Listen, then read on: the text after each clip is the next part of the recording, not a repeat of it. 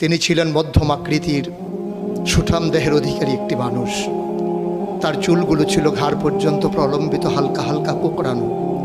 তিনি যখন চুলের ভিতরে তৈল দিয়ে আছড়াতেন মনে হতো মৃদুমন্দ ঢেউ দেখা যায়।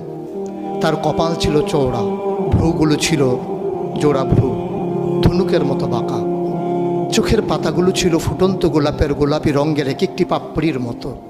তিনি কখনো বা যখন চোখের পলক ফেলতেন মনে হতো মৃদুমন্দ বাতাসে গোলাপ পাপড়ি যেন দোল খাচ্ছে। তার চোখের সাদা অংশ ছিল রক্তিমাভ সাদা, কালো অংশ ছিল কৃষ্ণ কালো।